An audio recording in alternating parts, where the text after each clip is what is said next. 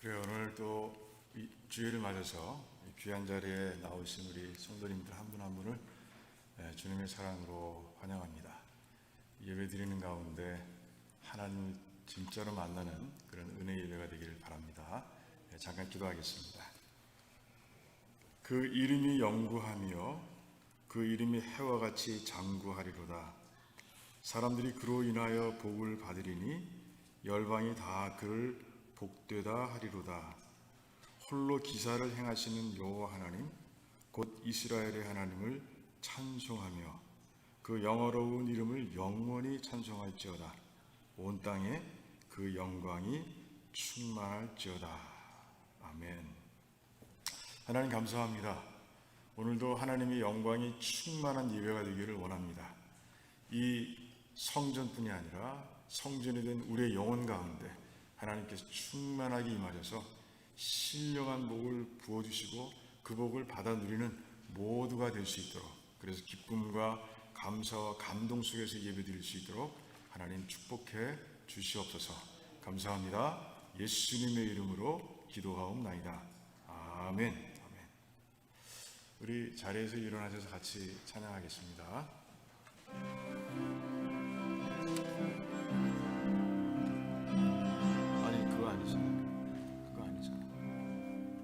내 주 하나님 넓고 큰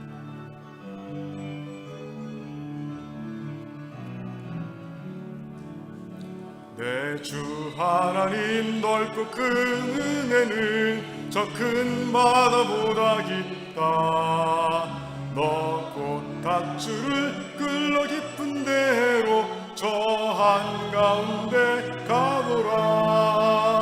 언덕을 떠나서 장파에 배 띄워 내 주 예수 은혜의 바다로 내 맘 뻗쳐가라.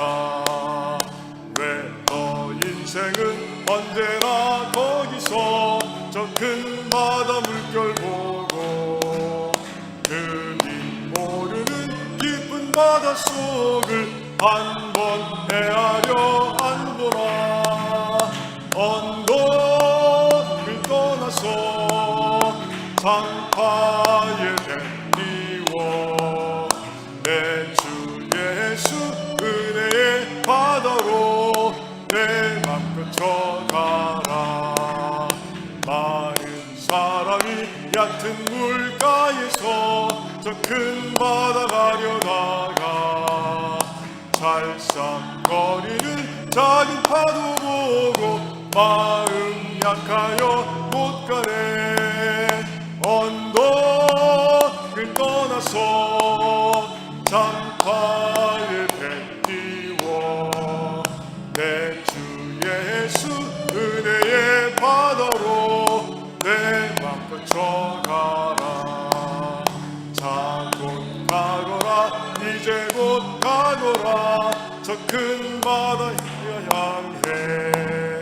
자 곧 내 노를 저 깊은 데로 가라. 망망한 바다로 언덕을 떠나서 장파에 배 띄워 내 주 예수 은혜의 바다로 내 맘 뻗쳐가. 언덕을 떠나서 언덕을 떠나서 장파에 배 띄워 내 주 예수 은혜의 바다로 내 맘 뻗쳐가라.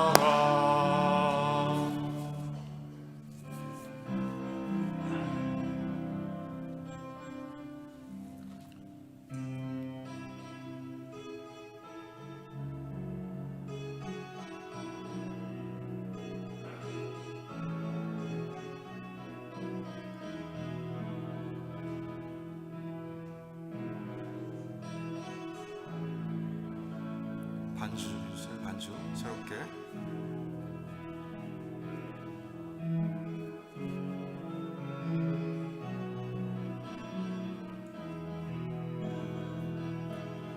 안개 속에서 주님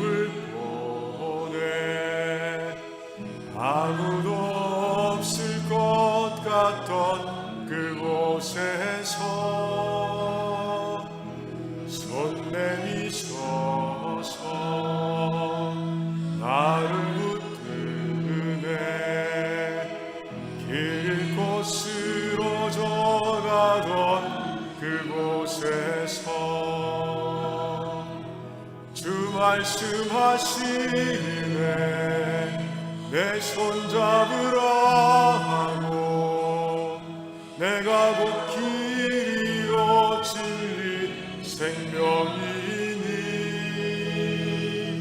나 그 길을 보내 주 예비하신 곳 다른 길로 돌아서지 않으리 예수의 길 그 좋은 길 나를 건네 주 손잡고 그 무엇도 두렵지 않네 주님 주신 약속 내게 있으니 아멘 세상의 길 그 험한 길 승리하네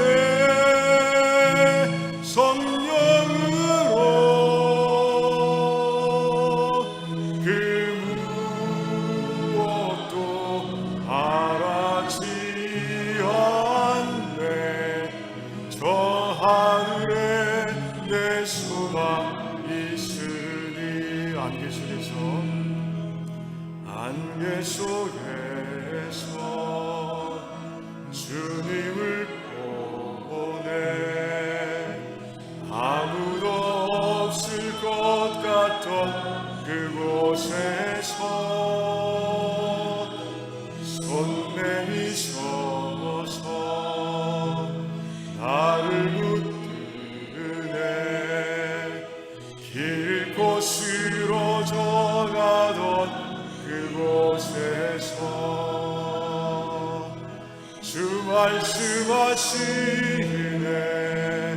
내 손잡으라 하고 내가 곧 길이요 진리 생명이니 나 그 길을 보내 주 예비하신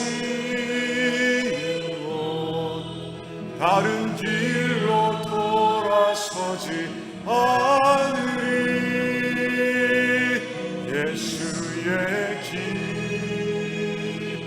그 좁은 길 나를 건네 주 손잡고 그 무엇도 두렵지 않네 주님 주신 약속 내게 있으니 아멘 세상의 길 그 험한 길 승리하네 성령으로 아멘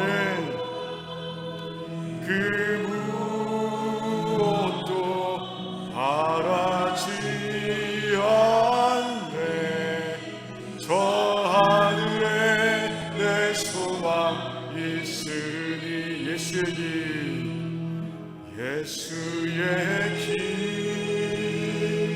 그 좁은 길 나를 건네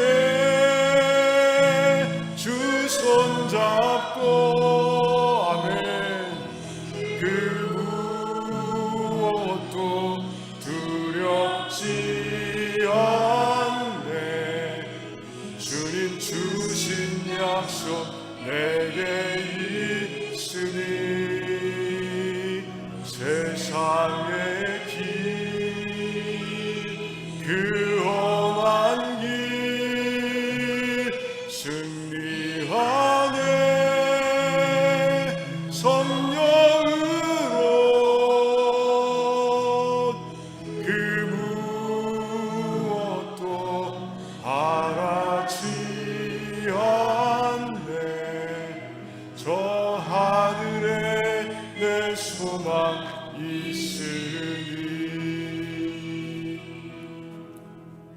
세상 모든 민족이 구원을 얻기까지 쉬지 않으시는 하나님, 주의 심장 가지고 우리 이제 일어나 주 따르게 하소서. 세상 모든 육체가 주의 영광 보도록 우릴 부르시는 하나님, 주의 손과 발 되어 세상을 치유하며 주 섬기게 하소서. 물이 바다 덮음같이 여호와의 영광을 인정하는 것이 온 세상 가득하리라. 물이 바다 덮음같이, 물이 바다 덮음같이, 물이 바다 덮음같이. 세상 모든 민족이 구원을 얻기까지 쉬지 않으시는 하나님, 주의 심장 가지고 이제 일어나 주 따르게 하소서. 세상 모든 육체가 주의 영광 보도록 우릴 부르시는 하나님, 주의 손과 발 되어 세상을 치유하며 주 섬기게 하소서. 물이 바다 덮음같이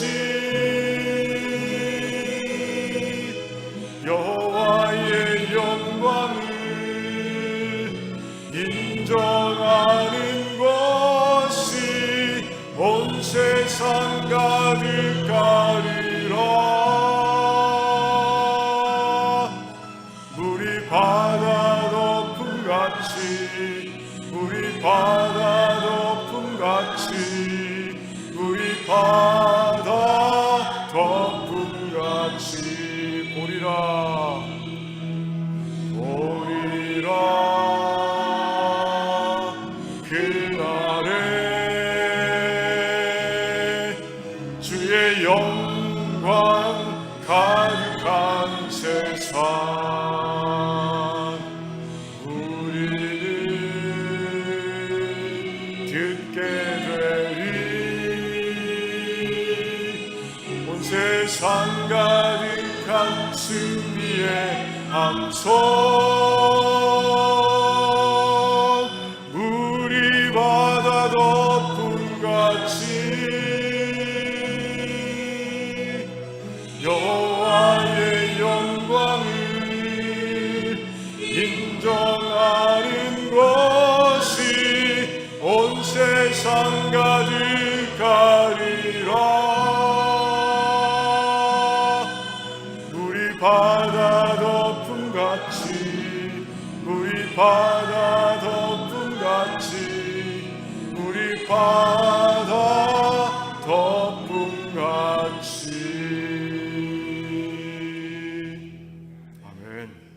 우리 예배를 위해서 같이 기도하기를 원합니다. 우리 하나님께서 함께 하시고 우리 하나님께서 영광으로 임하셔서 우리의 성전을 가득 채우시고 그런 가운데 정말 우리의 마음속에 기쁨과 감사와 감동이 넘쳐나는 그런 예배가 될 수 있도록, 그래서 정말 일주일을 살아갈 수 있는 힘을 다시 얻는 그런 은혜의 시간 될 수 있도록, 또 가지고 나온 모든 기도의 제목들이 이루어지는 그런 시간 되도록 우리 한번 뜨겁게 같이 기도하며 나가겠습니다. 주여, 할렐루야. 하나님 감사합니다. 하나님 아버지, 이곳에 우리를 모아주신 것 하나님이신 줄 믿습니다. 우리가 나온 것 같지만 하나님의 은혜로 나왔습니다. 우리의 코에 호흡을 주신 하나님, 우리의 발에 힘을 주신 하나님, 이곳에 나왔습니다. 하나님 예배드리며 하나님께 찬양과 영광을 올려드립니다. 하나님 이곳에 오시옵소서, 오시옵소서, 오시옵소서. 그래서 우리의 성전을 채워주시기를 원합니다. 아버지, 이 교회당도 예배당도 채워주시고 하나님 우리의 영혼도 채워주시고, 그래서 꽉꽉 채워져 충만한 모습으로 예배드릴 수 있도록 도와주시며, 그런 가운데 신령과 진정의 예배가 되며 우리 자신을 아버지 하나님께서 기뻐하시는 거룩한 제물로 드리는 예배가 될 수 있도록 하나님 축복해 주시기를 원합니다. 하나님 악한 세력들은 다 떠나게 하시고 오직 하나님과 저희들 아버지 교제하는 시간, 친밀한 교제, 사랑의 교제, 깊은 교제를 나누는 시간 될 수 있도록 하나님 역사해 주시옵소서. 아버지, 그래서 모든 것이 치유되고 모든 것이 회복되는 아름다운 예배가 될 수 있도록 하나님 역사해 주시기를 원합니다. 사랑과 긍휼과 은혜로 넘치는 예배가 되도록 하나님 역사해 주시옵소서. 하나님 감사합니다. 하나님 홀로 영광 받으시기를 간절히 원합니다. 감사합니다. 예수님의 이름으로 기도하옵나이다. 아멘. 아멘. 우리 신앙 고백하겠습니다. 주는 그리스도시요 살아계신 하나님의 아들이십니다. 아멘. 우리 옆에 분들과 인사 나누실 때 우리 하나님께서 평강을 주십니다. 이렇게 인사 나누겠습니다. 하나님께서 평강을 주십니다. 아멘. 평강을 주십니다. 할렐루야. 예. 우리 자리에 앉으시고요. 우리 현기정 집사님 나오셔서 기도하겠습니다.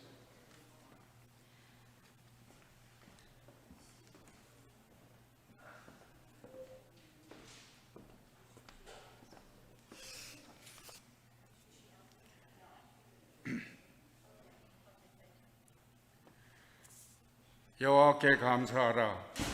그는 선하시며 그 인자하심이 영원하미로다. 저가 사모하는 영혼을 만족케 하시며 주의 영혼의 좋은 곳으로 채워주심이로다. 태초에 세상이 창조되던 날 큰 숨이 있었습니다. 그 큰 숨이 온 세상에 생명을 부여했고 온 세상 같은 숨으로 숨을 쉬었고 그분의 숨을 나눠 가진 세상은 평화롭고 행복했습니다. 그렇습니다.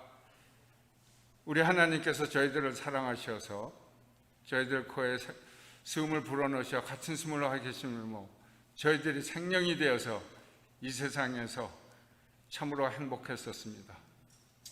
그러나 저희들의 욕심과 이기와 자존심 때문에 저희 비운 마음에 사탄이 저희들을 붙잡았습니다. 그리하여 구분된 삶을 살아야 될 저희들이 그 사탄 손에 잡혀서 세상의 뜻을 쫓아가고 살았음을 주님 이 시간 고백합니다. 아버지, 정말 주님이 저희들을 붙잡아주지 않으면 저희는 그 사탄의 손에서 벗어날 수가 없습니다. 오늘도 이 시간 성령님 임재하셔서 저희들 각자에게 그들만의 성전을 이룰 수 있게 주님 이끌어 주시옵길 간절히 원합니다. 저희가 어떻게 하나님의 영광을 나타내겠사오며 또 저희가 어떻게 하나님께 감사하겠습니까? 입으로가 아니었고 주님 진실된 행실로 주님을 영광을 나타내는 자들이 되게 이 시간 임재하여 주시옵소서. 감사에서부터 저희들이 주님을 섬기기 시작하였고 정말 그 섬김이 감사함에서 나올 때 진실함이 보일 수 있겠고 그것이 아직도 그 영혼에 메마른 자들에게 주님의 복음을 전할 수 있을 것입니다.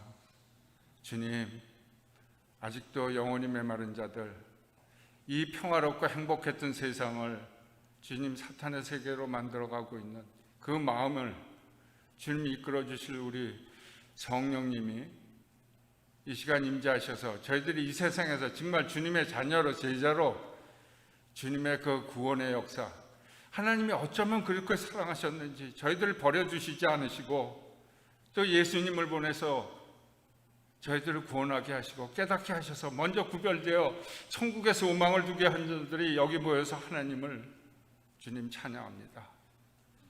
아버지, 오늘 하루가 아니었고 지금 저희들에게 감사할 것을 항상 생각하게 없어서 저희들이 오늘 여기 올 때도 주님 그 먼 곳에서부터 이렇게 쉽게 올 수 있는 주님 자동차 같은 것들을 주셨습니다. 그것이 얼마나 감사합니까? 아버지, 좋고 나쁨을 떠나서 저희가 이렇게 먼 곳으로 예배를 볼 수 있게 오신 것이 감사하게 없어서 저희들이 주님 바람과 추위를 막을 수 있는 집에서 편안한 잠을 자고 올 수 있게 하신 것이 얼마나 감사합니까? 아버지, 먹고 마실 것이 넘쳐서 정말 가려서 먹는 저희들이 얼마나 감사합니까? 아버지, 이 모든 것 의식주만 해결되어도 좋은 이 감사함을 저희들이 잊고 살고 있는지 주님 이것을 매일 수시로 깨닫게 도와주시옵길 원합니다. 아버지, 당장에 지금 저희가 교회를 나가며 이뜰 앞에 피어있는 노란 민들레를 보고도 그 아름다움으로 행복하게 하시고 그 행복하게 주시는 마음을 감사하게 하시옵소서. 아버지, 무엇보다 감사한 것은 저희들에게 가족을 주셨습니다. 저희들에게 동반자를 주셔서 함께 일생을 하게 하시고 하나님을 함께 섬기게 하셨고 또 그들에게 자식과 손주를 주셔서 세상에 주님 그들을 이뻐할 수 있게 하시고 그들로 정말 삶의 기쁨을 누릴 수 있게 하신 것이 얼마나 감사합니까? 아버지, 이 감사함이 저희들 믿음의 원천이 되게 항상 마음에 새길 수 있게 도와주시옵소서. 아버지, 세상에는 자기들의 이득과 기득권으로 인하여 그 선물로 주신 가족을 잃은 분들이 많습니다. 특별히 우크라이나 전쟁 사태로 수많은 자들이 그 가족을 잃었습니다. 또 아프가니스탄에서, 미얀마에서, 주님 북한에서, 중국에서 그 사랑하는 가족, 선물로 주신 가족을 잃고 슬퍼하는 자들에게 주님의 위로와 평강이 넘치길 원합니다. 저희들이 할 수 있는 것, 저희들이 차고 넘치는 것을 나눔으로써 그들에게 하나님의 긍휼을 보일 수 있게 도와주시옵기를 간절히 원하옵나이다. 오직 진리요 생명으로 오신 우리 주 예수 그리스도 섬기는 저희 주의 자녀라 일컫는 자들이 정말 이 세상에서 빛과 소금으로 살아갈 수 있는 것에 만족하며 감사하며 살아가는 주님의 자녀가 될 수 있게 도와주시옵기를, 저희들의 죄를 위하여 돌아가시고 다시 부활하시고 천국의 소망을 갖게 하신 좋으신 주 예수 그리스도 이름으로 간절히 기도하여 싸움나이다. 아멘.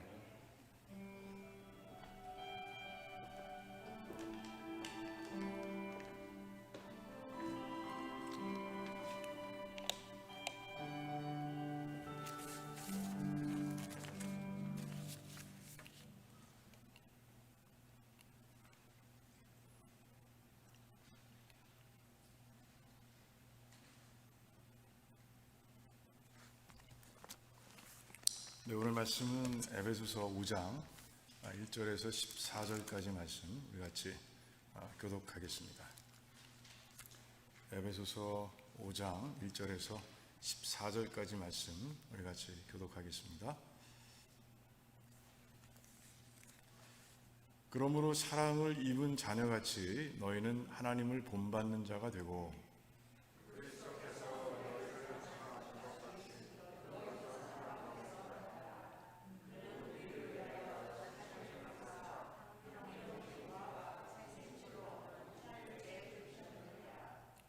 음행과 온갖 더러운 것과 탐욕은 너희 중에서 그 이름이라도 부르지 말라. 이는 성도의 마땅한 바니라.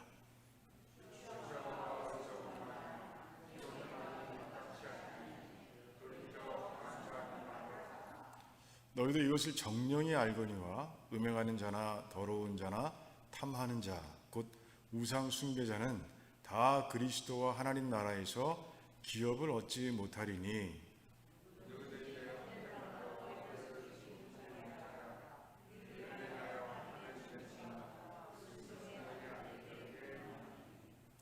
그러므로 저희와 함께 참여하는 자가 되지 말라.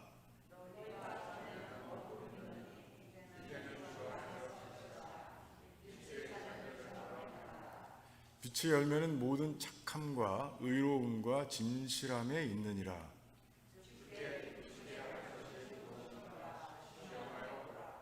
너희는 열매 없는 어두움의 일에 참여하지 말고 도리어 책망하라.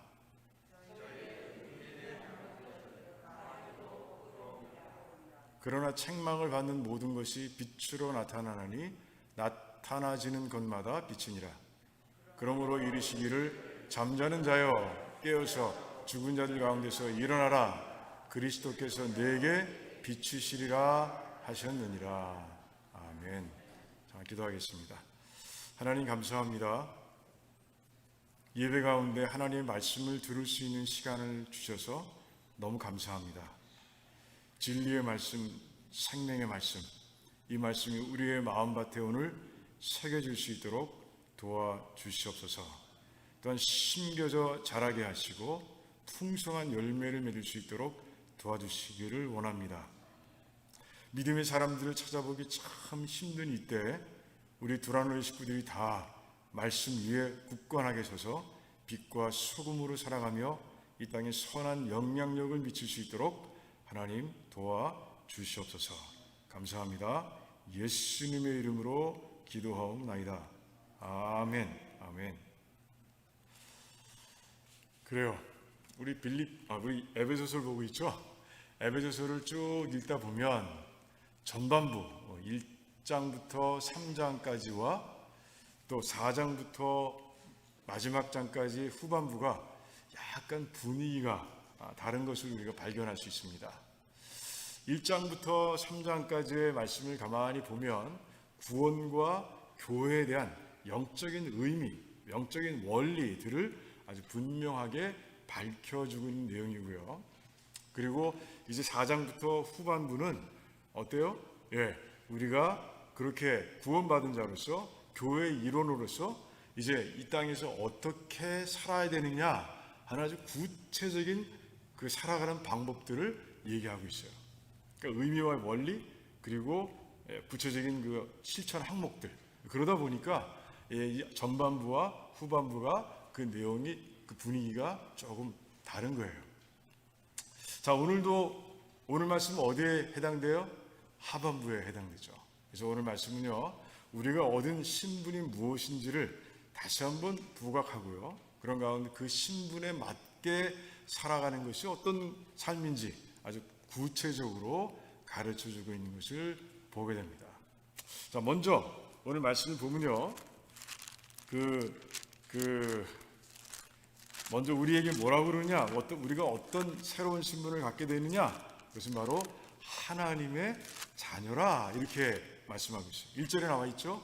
사랑을 입은 자녀같이 너희는 하나님을 본받는 자가 되라. 그러니까 하나님과 우리 사이를 아버지와 자녀로 이렇게 얘기함으로 인해서 당연한 거죠. 하나님과 우리의 관계를 얘기함으로 인해서 이제 우리들은 이제 우리의 아버지가 되신 하나님을 본받는 삶이 돼야 한다. 닮는 삶이 돼야 한다라는 것을 아주 분명하게 말씀해주고 있어요. 너무 당연한 거 아니에요? 우리 자녀들도 보면 아버지나 어머니를 닮게 돼 있어요. 그와 마찬가지로 너희들도 아버지를 닮는 자가 되라 이렇게 말씀하고 있는 거예요. 자, 그런데 우리의 삶을 한번 돌아보세요. 부모로서의 삶을 돌아보면 자녀들이 나를 다 닮길 원해요?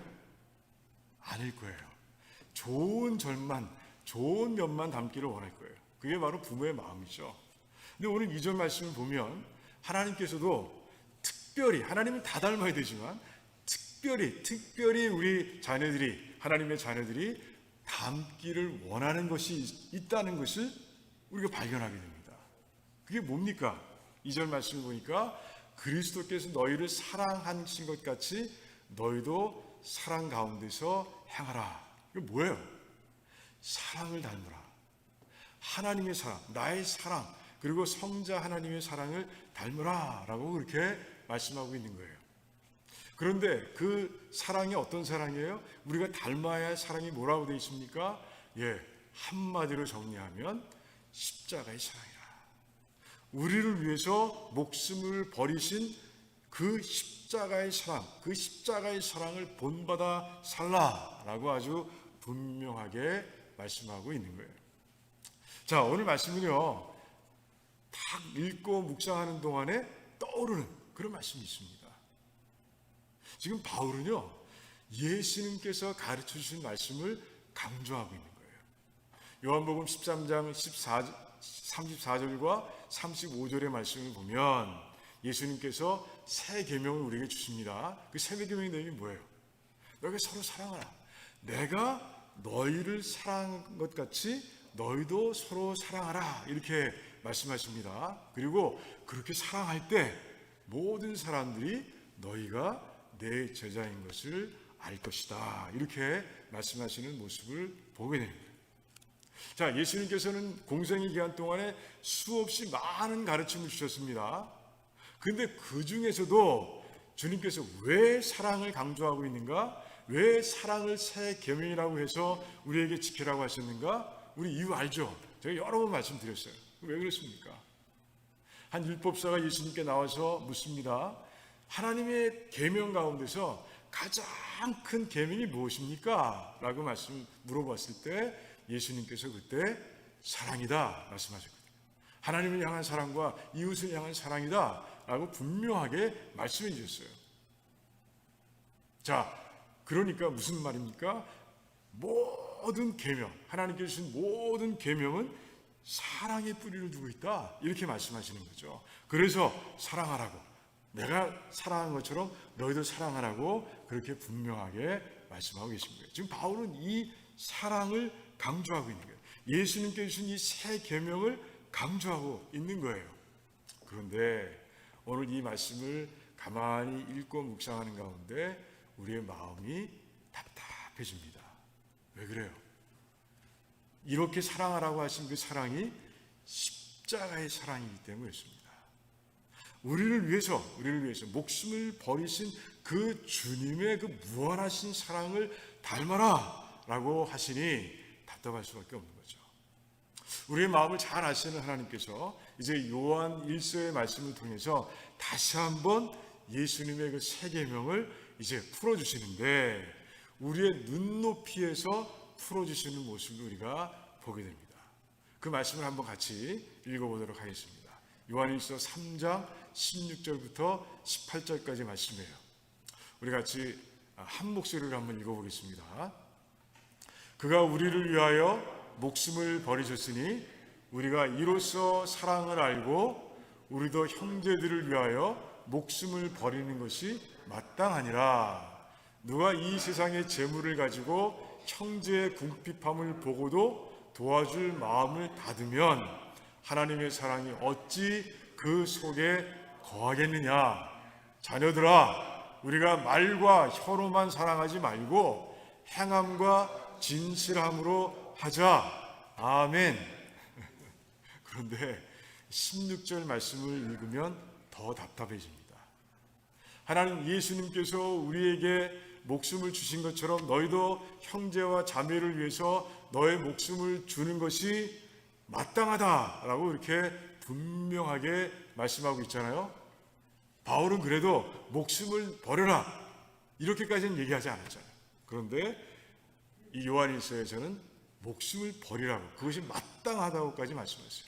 그런데 17절과 18절의 말씀을 가만히 읽는 가운데 16절 말씀의 깊은 뜻을 우리가 발견하게 되는 거죠. 그래서 안 됐음을 조금 내실 수 있는 거예요. 물론 다 내실 수는 없습니다. 아무튼 그래도 조금 우리가 마음이 편해질 수 있는 거예요. 자, 16절의 말씀은 무슨 뜻이냐? 예수님께서 우리에게 꼭 필요한 것을 주셨다는 거예요. 우리 인간이 꼭 필요한 것이 주님의 목숨이시기 때문에 그 목숨을 우리에게 주셨고 그 목숨을 버리셨다고 그렇게 말씀하고 계신 거예요. 그래요. 우리에게 정말 필요한 것이 예수님의 생명이었어요? 좀 우리에게 가장 큰 문제는 뭡니까? 우리가 이 땅에서 비참하게 살아가는, 정말 불행하게 살아가는 그 이유가 뭐예요? 예수님 믿기 전에 얘기하는 겁니다. 예수님 오시기 전에 얘기하는 거예요. 이유가 뭐예요? 가장 비참한 게 뭐예요? 하나님과 단절된 삶이에요. 하나님과 끊어진 삶이라는 것이죠. 에덴에 살 때는 모든 게 풍족했습니다. 하나님과 정말 친밀한 교제를 나누면서 잘 살 수 있었어요. 그런데 정말 하나님의 그 사랑의 품으로부터 이제 세상 가운데로 고아처럼 다 던져지고 나니까 우리의 삶은 불행해져 버린 거예요. 진리를 알 수가 없습니다. 진리를 분별할 수 없는 혼돈 속에서 살아갑니다. 무엇으로 채워도 채워지지 않는 그런 공허함 속에서 살아가는 거예요. 그리고 이 사망 때문에, 죽음 때문에 정말 절망할 수밖에 없는 그런 흑암의 상태에서 우리가 살아왔던 거예요. 불행한 거예요. 절대 불행한 거예요. 왜? 하나님으로부터 떨어져 나왔기 때문에 그렇습니다. 그 이유가 뭐예요? 하나님으로부터 분리된 이유가 뭐예요? 그것은 바로 죄라고 제가 여러 번 말씀드렸습니다. 죄 때문이에요. 그 죄 때문에 사망도 이 땅에 들어온 거예요. 그러니 이 죄의 문제를 해결하기 전에는 우리는 절대로 불행의 그늘에서 한 발자국도 벗어날 수 없는 거예요. 자, 그런데 그 죄의 문제를 어떻게 해결할 수 있어요? 어떻게 완전하게 해결할 수 있어요? 그것은요, 한 가지 길밖에 없어요. 우리의 인류의 모든 죄를 다 대신 지시고, 그리고 하나님의 진노를 우리 대신 받으시고, 그런 가운데 온 인류의 그 인류를 용서하실 수 있는 그런 화목 제물이 우리에게 주어져야 되는 거예요.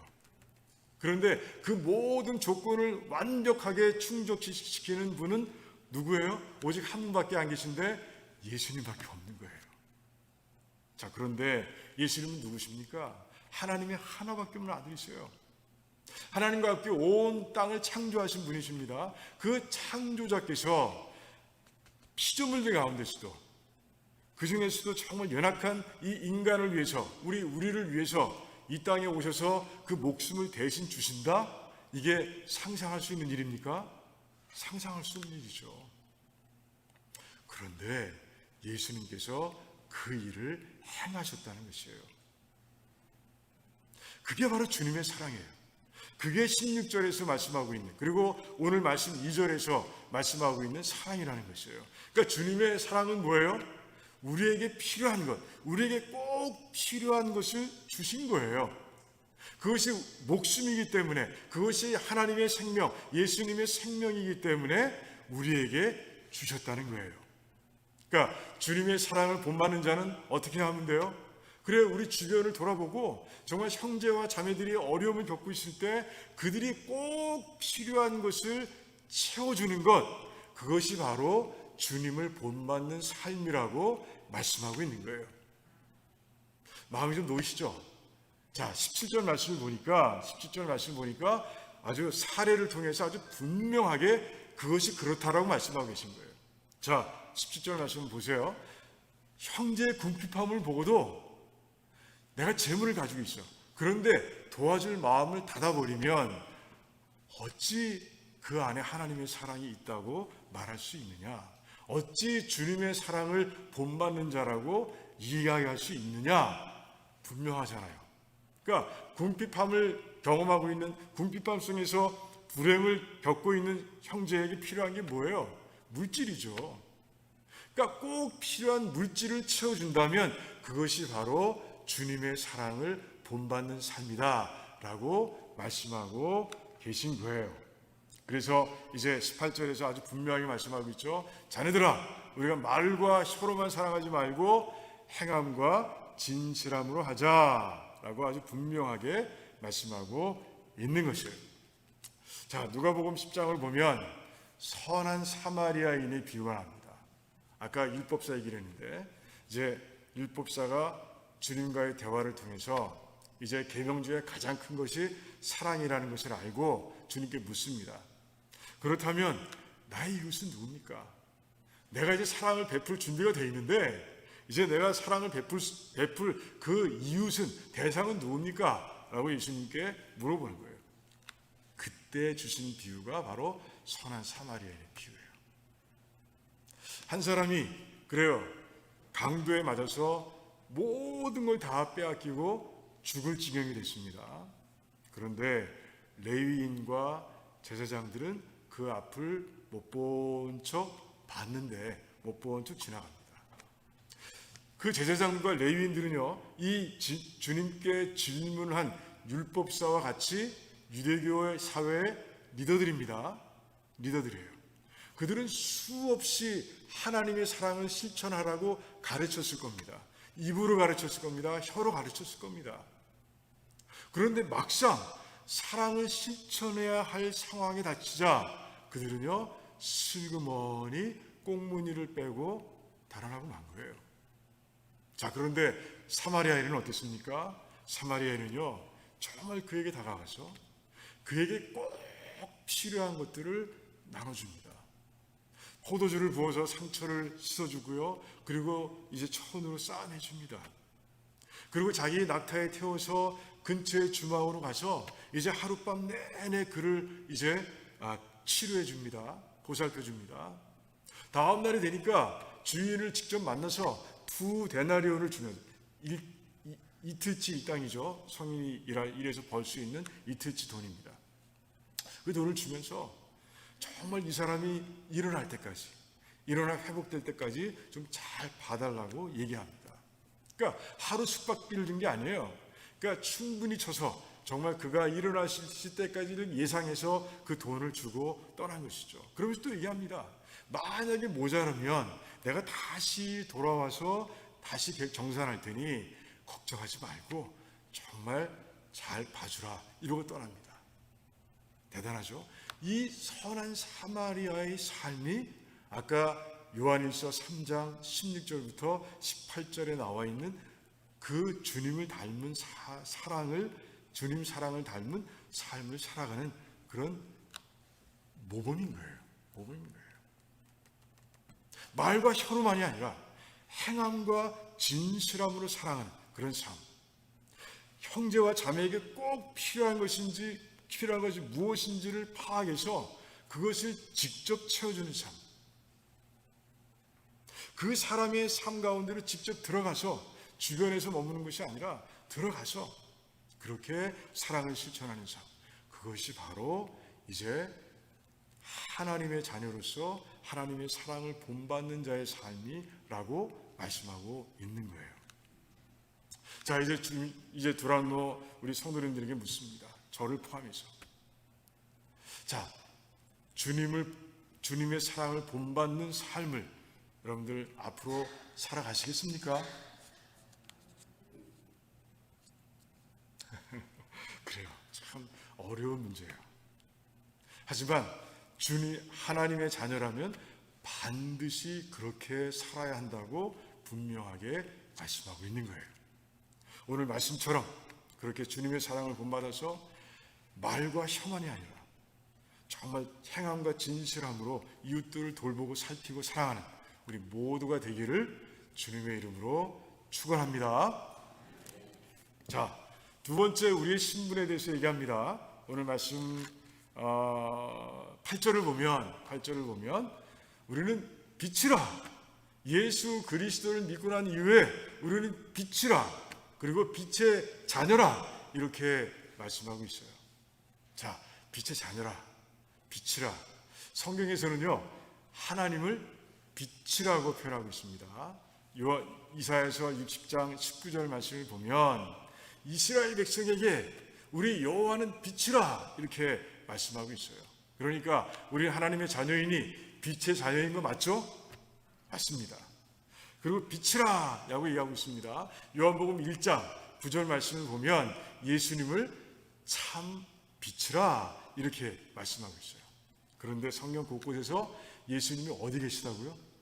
갈라디아서 2장 20절을 보면 예수님께서 내 안에 살아계시다라고 바울은 고백합니다. 고린도후서 4장 7절 말씀을 보면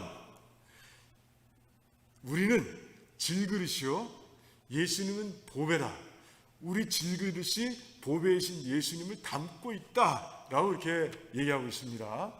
그리고 요한 1서 3장 24절의 말씀을 보면 예수님께서 우리 안에 거하신다 이렇게 말씀하고 있습니다. 자, 우리 안에 예수님이 계세요. 자, 그러면 예수님 빛이세요. 그러면 우리 안에 계신 예수님이 그래 그 빛이 우리의 삶을 통해서 드러나게 돼요? 안 드러나게 돼요? 드러나게 돼 있는 거죠. 그래서 빛이라고 그러는 거예요. 그래서 빛이라.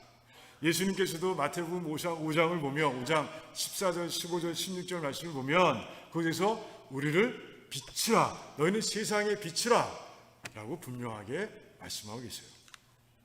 여러분들 빛이시라는 거예요. 여러분들이 빛의 자녀라는 것을 분명히 믿으시기 바랍니다. 그리고 그 믿음으로 살아갈 때 어떤 일이 일어났냐라는 것을 이제 이 말씀 가운데서 바울이 분명하게 얘기하고 있어요. 세 가지 현상이 일어난다.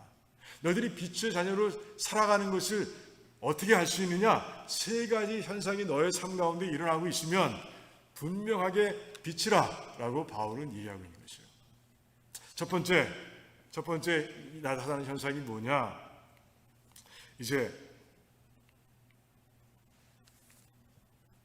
어두움에 참여하지 않는다라고 말씀하고 있어요. 어두운 일에 참여하지 않는다라고 아주 분명하게 말씀하고 있어요. 7절 말씀이죠. 7절 말씀입니다. 어두운 일이 뭐예요? 죄악된 일을 얘기합니다. 오늘 말씀을 보면 이제 3절부터 7절까지의 말씀을 통해서 이제 한 사례를 들어서 얘기하고 있는 모습을 보게 됩니다. 오늘 바울이 들고 있는 그 사례는 뭐예요? 음행이에요. 음행을 얘기하고 있어요. 오늘 3절과 4절과 5절에 나오는 모든 단어들은요, 음행, 온갖 더러운 것, 탐욕, 누추함, 어리석은 말, 희롱의 말, 그리고 다시 음행, 더러운 자, 탐하는 일이 나오죠. 이 모든 단어가 다 음행과 관련된 얘기입니다. 음행과 관련된 얘기. 도대체 왜 그 수많은 그 어두움의 것들 가운데서 음행을 얘기하고 있을까 하는 생각을 해봅니다. 아마 에베소 안에 아마 그 음행을 행하는 자들이 있었던 것 같습니다. 자, 그런데 그 로마의 사회적 분위기 그리고 문화적인 분위기를 보면 음행이 죄로 여겨지지 않는 그런 사회였어요. 자, 로마 사회를 보면 곳곳에 신전이 세워져 있습니다. 그런데 그 신전은요 다 여사제들을 고용하고 있습니다. 그런데 그 여사제들이 하는 여러 가지 일 중에 한 가지 일이 무엇이냐? 그것은 바로 이제 몸을 파는 것이었어요. 아데미 신전은요 특별히 여사제들이 수천 명이 되도록 많았습니다. 왜 그렇습니까? 에베소 그 지역이 항구 도시입니다.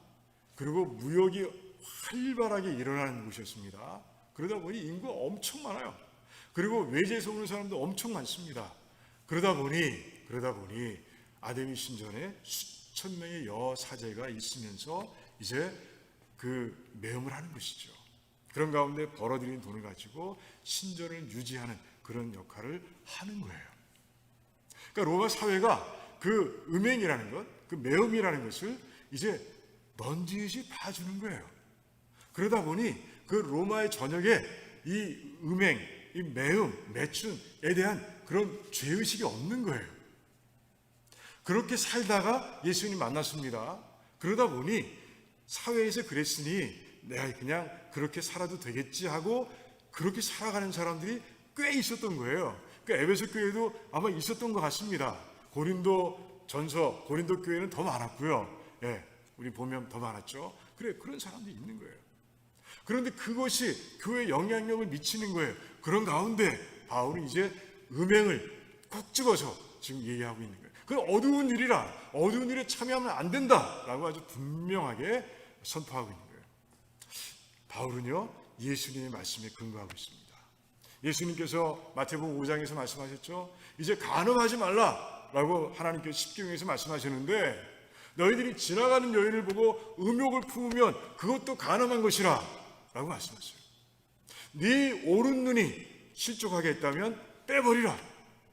오른손이 너를 실족하게 했다면 오른손을 찍어버리라. 한 지체를 잃어버리고 백체가 이제 지옥불에 떨어지지 않는 것이 훨씬 유익이라 주님께서 이렇게까지 말씀하셨어요. 굉장히 강하게 말씀하셨습니다. 바울은 그 말씀에 근거해서 얘기하고 있는 거예요. 그래, 로마 사회에서는 그 일상 시장통에서는 그걸 허용하고 있는지 몰라. 하지만 너희들의 기준, 너희들의 도덕의 기준, 너희들의 삶의 기준은 이제 하나님의 말씀이야 라고 말씀하고 있는 거예요. 너희들의 삶은 이제는 하나님 말씀으로 제어되고 하나님 말씀 가운데 달아봐야 되는 것이야. 거기서 벗어나는 건 다 죄야 라고 말씀하고 있는 거예요. 그러니 음행하지 마라. 그뿐이 아니라 이제 어두운 일, 모든 어두운 일에 참여하는 자가 되지 말라라고 말씀하고 있는 거예요. 그리고 음행에 관련된 이 모든 단어들 너의 입 밖으로도 내지 말라라고 아주 분명하게 선포하고 있는 모습을 오늘 말씀 가운데서 보는 것이에요. 그래요. 우리도 마찬가지입니다. 이 땅을 살아가면서 세상 사람들은 아무렇지 않게 생각하는 것들이 있어요. 그런데 하나님께서는 분명히 그것도 피하라고 하시는 그런 것들이 분명히 있습니다. 여러분, 하나님의 말씀을 가지고 재보시기 바랍니다. 내가 이 마음속에 당연하다고 생각하는 것들을 하나하나 다뤄보시기 바랍니다. 그리고 하나님 말씀에 벗어나는 것들이 있다면 다 죄인 걸 알고 다 어두움의 일인 걸 알고 그리고 그 어두운 일에서 완전하게 벗어나는, 그래서 오늘 새벽에 묵상한 말씀이 있죠. 데살로니가 전서 5장 22절의 말씀, 악이라면 어떤 모양이라도 버리라 하신 그 말씀을 이루어가는 그런 저와 여러분 되시기를 주님의 이름으로 축원합니다. 자, 첫 번째 현상이 뭐라고요? 어둠의 일에 참여하지 않습니다. 자, 두 번째 현상은 무엇인가? 빛의 열매가 드러나는 삶을 살게 됩니다. 이건 왜 그렇습니까? 아까 다 답을 말씀드렸어요. 예수님께서 어디 계신다고요? 우리 안에 계신 거예요. 우리 안에 계셔요. 우리 안에 살아 계셔요. 자, 그러니 예수님이 우리 안에 계신 삶은 분명히 예수님의 성품이 드러나야 되는 거예요. 오늘 말씀을 보면, 오늘 말씀 중에 9절 말씀을 보면 빛의 열매를 얘기하고 있습니다. 모든 착함과 의로움과 진실합니다. 이렇게 말씀하고 있어요. 그것이 드러나야 된다는 거예요. 그것이 드러나야 우리 안에 예수님이 계시다는 거예요. 그걸 증거한다는 것이에요. 라고 아주 분명히 말씀하고 있어요. 그리고 요한일서 3장 24절 말씀을 가만히 보면 예수님께서 우리 안에 어떻게 거하시는지를 아주 분명하게 밝혀주고 있어요. 어떻게 거하십니까? 성령을 통해서 거하신다고 되어 있어요. 그러니까 성령 하나님께서 우리 안에 계시면 예수님이 계신 거예요. 그래서 삼위일체 하나님이라고 우리는 부르는 것이에요. 그렇게 말하는 것이에요. 자, 그래서 성령 충만한 삶이 되면 우리의 삶 가운데서 이제 하나님의 그 성품들, 예수님의 성품들, 빛의 열매, 그 착함, 의로움, 진실함이 우리 삶 가운데서 풍성하게 드러나게 돼 있는 것이에요. 우리 모두가 그런 삶이 되길 원합니다. 그러기 위해서 어떻게 해야 돼요? 내가 내 삶의 주인의 자리에서 내려와야 돼요. 내려와야 돼요. 누가 주인이 돼요? 성령 하나님께서, 예수님께서 주인이 되셔야 돼. 그래야 당연히 예수님의 성품이 우리의 삶 가운데서 드러나게 돼 있죠. 우리의 삶이 그런 삶이 되기를 원합니다. 주님께서 주인 되신 삶, 성령 하나님으로 충만해진 삶, 그런 삶을 살아가는 가운데 정말 성령의 열매, 정말 예수님의 성품으로 풍성한 빛의 자녀가 되시기를 주님의 이름으로 축원합니다. 마지막으로 이제 어둠 속에 살아가는 자들에게 다가가서 그들을 깨우는 일을 합니다. 그 세 번째 우리의 그 빛의 자녀 가운데 나타나는 현상이에요. 14절 말씀만 볼게요. 14절 말씀이 보면은 되게 재밌는 말씀이 적혀 있습니다. 잠자는 자여, 깨어서 죽은 자들 가운데서 일어나라. 그리스도께서 내게 비치시리라. 이렇게 말씀하시는 거예요. 이제 우리가 빛이 되어서 그 어둠 속으로 들어간다는 것이죠. 자, 우리가 빛이 되어 어둠 속으로 들어가면 드러나는 게 뭡니까? 죄악들이 막 드러나는 것이에요. 오늘 말씀에 나와 있죠. 13절을 보면 모든 창만 받는 것이 빛으로 나타나니 나타나지는 것마다 빛이니라. 그러니까 빛 가운데 모든 것이 드러난다라고 말씀하고 있는 거예요. 우리가 빛으로 가서 이제 그들에게 복음을 전하는 것이죠. 진짜 빛인 예수님을 전하는 것이에요. 그럴 때 성령 하나님께서 그 빛을 통해서 그 복음, 빛인 복음 예수님을 통해서 이제 그들의 마음 가운데 역사하시고 그런 가운데 그들이 예수님께로 돌아오는 역사들이 일어나는 것이죠. 그래요. 우리가 하는 세 번째 해야 할 일이 뭐냐? 우리의 삶 가운데 나타날 세 번째 것이 뭐냐? 그건 바로 전도라는 것이에요. 전도. 복음을 전하는 일이라는 것이에요. 우리 모두가 그런 삶을 살기 원합니다. 정말 아름다운 발이 되어서 정말 어딜 가든지 예수님을 전하는 삶이 되고요. 그리고 전도라는 것은 특권이며 모든 성도들의 의무라는 것을 분명히 알고 그리고 그렇게 복음을 전하는 삶이 되길 원합니다. 정말 빛의 자녀 가운데서 나타날 세 가지 어때요? 여러분들의 삶 가운데 다 있습니까? 정말 어두움의 일이라면 다 피하고 참여하지 않는 삶을 살아가고 있습니까? 정말 예수님의 성품, 성령의 열매가 우리 삶 가운데 주렁주렁 그렇게 드러나는 삶을 살고 있습니까? 그리고 정말 어둠 속에 살아가는 영혼들을 불쌍히 여기고 안타깝게 여겨서 그 빛 되시는 예수님을 전하기 위해 그들의 삶 가운데로 들어갑니까? 그래요. 우리가 한번 돌아보며 그렇지 않은 부분들이 있다면 아직 이 안에 주님을 완전하게 모시지 않은 거예요. 그걸 알고 정말 주님을 잘 모시는 성령 충만한 삶을 살아가는 그런 저와 여러분 되시기를 주님의 이름으로 축원합니다. 우리 같이 기도하겠습니다. 말씀에 근거해서 기도하길 원합니다. 그래요. 우리는 하나님의 자녀로서 하나님의 그 놀라우신 사랑을 본받는 삶이 되어야 합니다. 우리 주변을 돌아보고 어려움에 빠진 자들을 만나게 되면 그에게 꼭 필요한 것이 무엇인지를 알고 그것을 채워주는 삶, 그것이 주님의 사랑이라고 말씀드렸습니다. 그런 삶을 살아가고 또한 빛의 자녀가 되어서 어두운 일에 절대 가까이 하지 아니하고 그리고 어둠에 살아가는 자들에게 복음을 전하고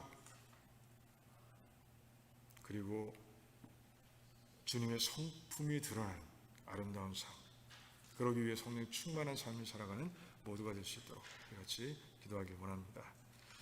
어렵고 힘든 백성들을 위해서 오늘도 기도합니다. 그리고 우크라이나 사태를 놓고 오늘도 기도하면 좋겠습니다. 우리 같이 뜨겁게 우리 마음속으로 깊이 묵상하며 2, 3분 정도 기도하겠습니다.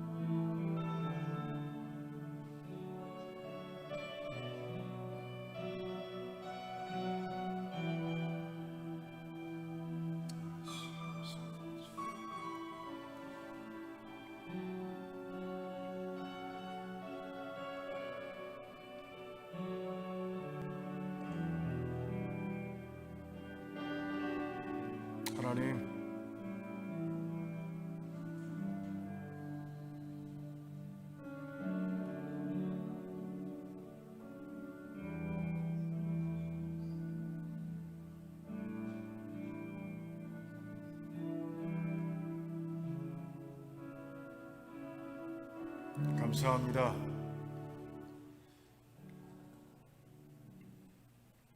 우리가 합심해서 드린 모든 기도의 제목들을 하나님께서 하나님의 능력으로 이루실 줄을 믿습니다.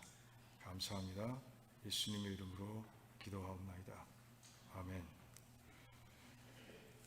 우리 찬송가 347장 하시면서 준비하신 예물 하나님께 드리는 시간 갖도록 하겠습니다.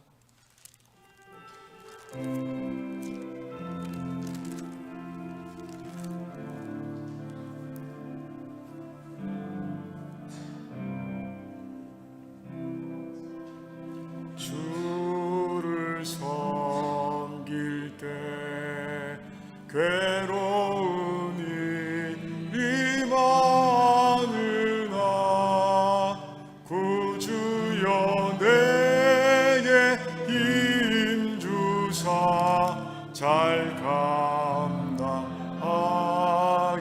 하소서. 인자한 말을 가지고 사람을 감화시키며 갈 길을 잃은 우리를 잘 인도하게 하소서. 구주의 귀한 인내를 깨달아 알게 하시고 굳건한 믿음 주셔서 늘 승리하게 하소서. 장래의 영광 비추사 소망이 되게 하시며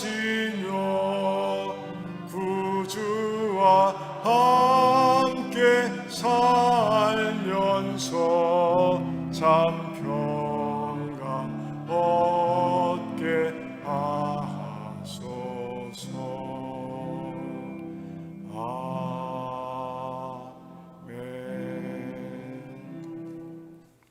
하나님 감사합니다. 우리 하나님께서 우리의 삶을 지켜주시고 보호하시고 인도해 주셔서 참 감사합니다.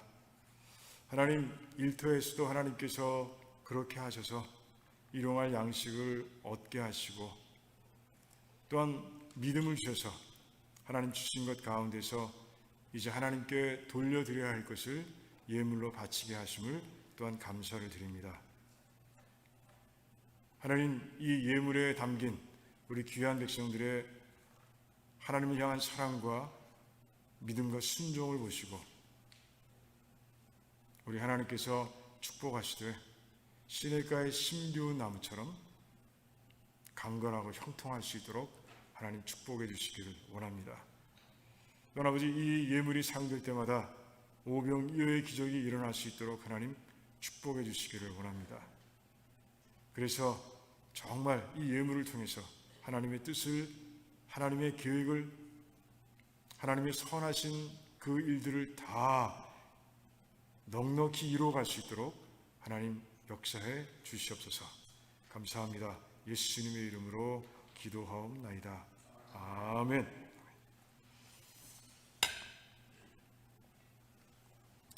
그래요. 우리 교회 소식 몇 가지 나누겠습니다. 오늘도 함께 예배드린 모든 우리 식구들 주님의 사랑으로 환영합니다. 그래요. 우리 코비드 아직 끝나지 않았으니까 끝까지 조심하길 바라고요.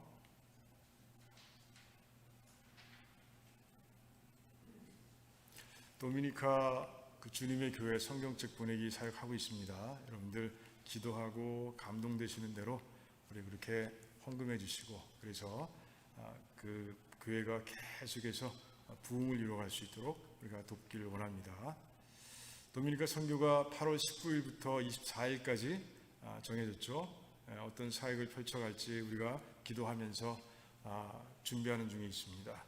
오늘로 마지막이고 이제 결정이 되면 이제 준비해 나갈 텐데 여러분들 이건 결정하고 나가는 사람들만의 사역이 아닙니다.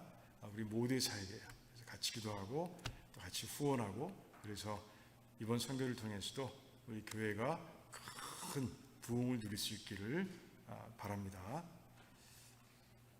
네, 침례식 올해 합니다. 그래서 7월 마지막 주일 하죠. 늘 이제 일리노이 스테이트 파크에서 하게 되어 있는데 우리 목장 리더분들이 돌아보시고 침례를 아직 받지 않으신 분들이 있다면 꼭 같이 받을 수 있도록 여러분들 권면하시고 명단을 저에게 주시면 감사하겠습니다.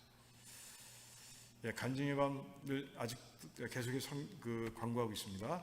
목사인 리더분들께서 이제 간증하실 분들을 찾아서 저에게 명단을 주시면 감사하겠습니다. 네, 점심 친교 지금 많이 채워졌죠? 하지만 아직도 빈자리가 있는 것 같습니다. 격주로 우리가 친교하게 돼 있는데 여러분들 기도해 주시고 또 아직 기회가 남았으니까 여러분들도 함께 같이 섬기는 일에 동참하면 좋겠습니다. 친교 일정표가 밖에 있습니다. 여러분들 해주시면 되고요. 네, 다른 광고는 없고요. 우리 다 같이 일어나서 마지막 찬송 후에 축도로 마치겠습니다.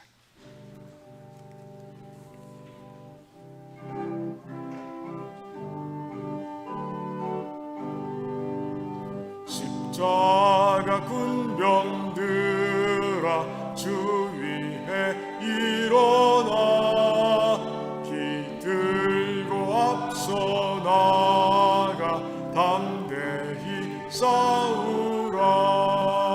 주께서 승전하고 영광을 얻도록 그 군대 거느리사 이기게 하시네.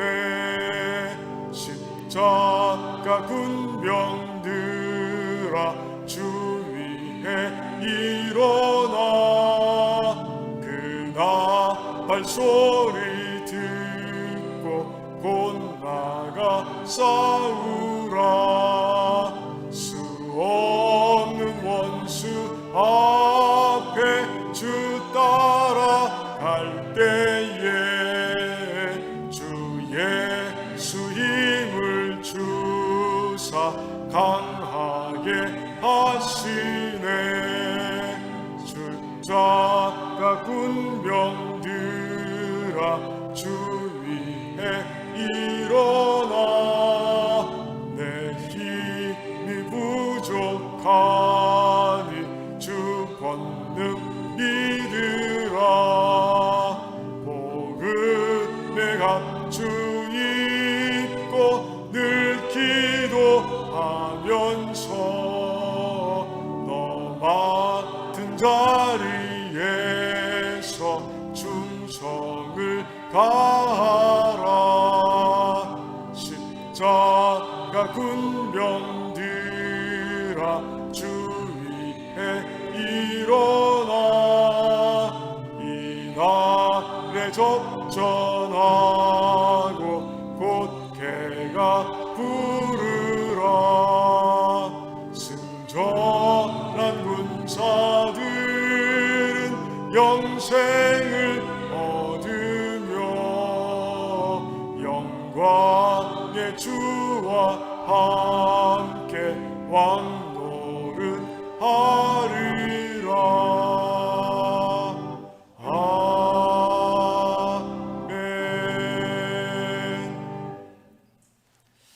이제는 우리 주 예수 그리스도의 무한하신 은혜와 하나님 아버지의 극진하신 사랑하심과 성령 하나님의 교통하시고 교제하시고 감화하시며 능력 주심이 오늘 말씀처럼 우리는 이제 하나님의 자녀입니다. 자녀답게 하나님의 사랑을 본받아 실천하는 삶이 되기를 원합니다. 우리는 빛의 자녀입니다. 이제는 주님 우리 마음속에 우리 영혼 가운데 모시고 어두운 일을 피하고 참여하지 않으며 또한 주님의 성품을 드러내는 삶이 되며 또한 어두움 속에 거하고 있는 자들을 찾아가 안타까운 마음, 불쌍한 마음으로 복음을 전하는 그런 삶이 되기를 원합니다 라고 결단하는 모든 백성들의 삶과 가정과 자녀들과 하시는 일들 위에와 주님께서 핏값으로 하신 두란노 침례교회와 페이스 루터런 처치와 이 땅에 세워진 모든 교회들과 선교지와 선교사님들 위에와 또한 어렵고 힘든 가운데서도 하나님 바라보며 승리할 것을 믿고 달려가는 고통 중의 모든 백성들과 출타 중의 백성들과 또 이 땅 위에 전쟁과 질병으로 고통받는 모든 백성들 위해 지금으로부터 영원토록 함께 하시기를 간절히 축원하옵나이다. 아멘.